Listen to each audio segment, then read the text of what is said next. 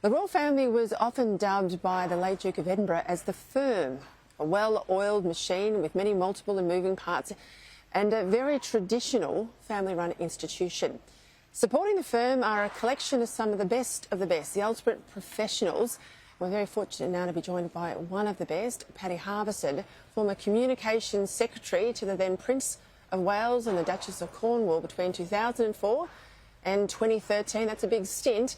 And who also acted as the official spokesperson for the Duke and Duchess of Cambridge. Patty, welcome to the show. Thank you for your time. A couple of days ago, we spoke with the King's goddaughter, India Hicks. She said of her godfather, the now King Charles III, he is sensitive and Camilla is sensible. How does that land with you? Very nice line. And pretty accurate. I mean, he is enormously sensitive, and just touching on the King first, he has, I think we've seen it this week, a remarkable facility for empathy, especially at a time of loss. So when I worked for him, British soldiers were serving in Afghanistan and Iraq, and any family that had lost a loved one in that conflict from one of his regiments, he would write to them about passing on his sympathy, and they were beautiful, long, really thoughtful, meaningful letters, and they showed the sensitivity and the wonderful touch that he has. And we're seeing that this week. You know, he has to lead the nation and his own family in mourning. As for the new Queen Consort, the Duchess, as I knew her when I worked for her, sensible is absolutely right. I mean, she's very well grounded. Obviously, she had a whole sort of life before joining the royal family, which I think helps, but she's just naturally very down to earth, great fun, very calm. She's the definition of keep calm, carry on. So you were there in the whole period, I guess, of normalising the relationship and bringing the public along with this acceptance of Camilla. Clearly she has that acceptance now. There's a lot of warmth you can feel in the crowd towards her. I know her recent Australian visit, particularly to Queensland, she absolutely won them over. The critics said it wouldn't happen, but here we are now. Are you surprised? No. I always knew that. When I first met her, she was Mrs. Bucker Bowles, and I liked her straight away, and I could see those great qualities and her strength and her resilience. And I think that has shone through. And I think the thing that people have responded to, especially here, but I think everywhere, is what she brings for him, to him, great support and love, and that really, people wanted to see that. And as a couple, they're terrific. They have a great shared sense of humour. So if you ever go anywhere with them, travelling especially overseas, there's lots of laughter, lots of fun, and she brings the best out of him, and I think vice versa. So they're a wonderful couple. There was that lovely line from the Queen at the events after they were married. It was the day of the Grand National. And he said, you know, my son is home now with the woman he loves, and she's in the winner's enclosure. Yeah. Were you there? I was. And it was a very moving moment. It was actually the reception in Windsor after the wedding. It was one of the happiest occasions I've ever been. It was just full of joy for them, especially for him, I think, because of what he'd been through. William and Harry were there, very supportive. But the Queen's speech at the end, and it was Grand National Day, and those who love racing had to miss the Grand National. So she first announced the winner, and I think there were a few cheers from people who backed it, but then that lovely line about welcoming the couple to the winner's enclosure of life, and her son especially, went down an absolute storm, got a huge roar. And there's been no blip at all with the term Queen Consort in and around the last week or so, because that was referenced by the Queen at the start of the year. Yes, and I think it was very nicely judged and well meant, and I think everyone responded to it really positively. If the late Her Majesty said that I wish it to be so, then everyone said that's good.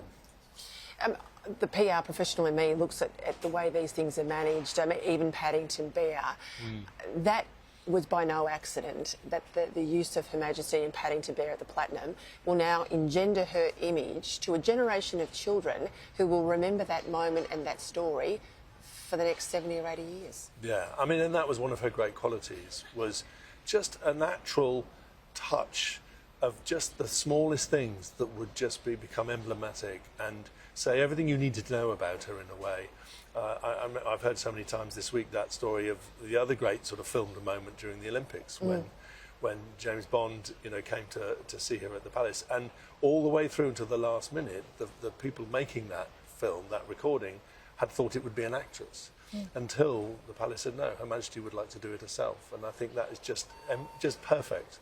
And we're told on the day when these things have played out, her family weren't even aware, and they were quite impressed. I know. Granny was with Bond. And now we hear there was a few dignitaries in the crowd who thought that was the Queen jumping out of a helicopter. I'm not surprised. Longest ever apprenticeship for a king. What sort of king will we see with King Charles? I fully believe a great one. I mean, you're right, he's the best prepared monarch we'll ever have. He's had 50 plus years of his own public service. He has said very powerfully several times this past week that I will strive to follow the example of my mother in fulfilling the role, and very pointedly said, recognising and respecting the constitutions of our convention and the relationship between monarch and government and parliament. And so I think he will do it absolutely brilliantly.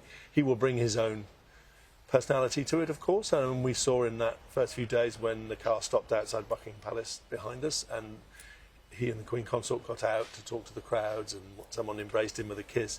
A little bit more informality, but with dedication and duty and service, just like his mother. Talk to me about the two princes. You would have had plenty of contact with Prince William and Prince Harry. Much has been made over about the relationship. I think most people who write in the newspapers actually don't know what's going on. If it's anything like politics, it's all about the briefings and the supposition. Are we seeing a truce with the events of this week, or perhaps the first steps towards reconciliation? I'd like to think the latter. And I think one of the ways to think about the royal family is to think of them like your own family, because they are still human beings, and it is a normal family in that regard, in an obviously unusual situation, very public. And I think if grief brings people together. If you lose someone in a family, especially the sort of matriarch, everyone comes together, and I think that just naturally creates a different mood, and can heal some wounds between family members. But also, I think the other issue is communication is difficult if you're thousands of miles apart and different time zones. And so proximity is really helpful. So the fact that William and Harry have spent time together this week, and their wives have, and that they've been in the same country, the same building, in the same streets, I think will help. So I fervently hope that good will come of it. As I said, you were involved in helping turn around a public perception about Camilla Parker Bowles, now the Queen Consort. There's very much that job that needs to be done, I think, with Meghan and Harry, particularly because Harry was so popular and the mood has soured somewhat. Camilla was never complain, never explain, and it turned for her. I guess the challenge with the Californian couple now is, how do you maintain a public voice? They both want to be public in events, and I guess moderate commentary about the royal family. That'll be a big job. It is a tough one.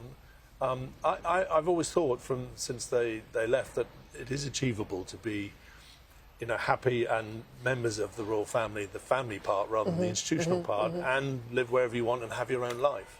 And of course what they do have still is great influence because of who they are, let's put it bluntly, to affect change positively. And we know that Meghan was a great campaigner on social issues before she met Harry, and Harry cares about so many things. Together they still have there's a great opportunity there. And actually I'm optimistic that they will embrace it, and that there will be a lot less attention on the family side of things and more on what they care about, and the ability for them to make a positive difference. Just before we go, Harry's relationship with his grandma, we saw little skits and things. It seemed pretty special, and they had a great sort of exchange of humour. Yeah. Both William and Harry actually were really close to their grandmother, but like in a lot of families, again, just different personalities. And Harry is, as everyone I think knows, a bit cheekier, a bit more impish, younger, the classic younger son. So, his relationship with his grandmother was a very special one, means a huge amount to him, and you've seen that written all over his face this week, but also for William too. And William, of course, now the Prince of Wales, the heir to the throne, he has his own destiny, and so his relationship with his grandmother will also have been in that frame of reference, which is about understanding his destiny and the part he plays in the future of the monarchy. Peta Harverson, thank you for your time. It's so wonderful to have your insights. Thank you. Thank you.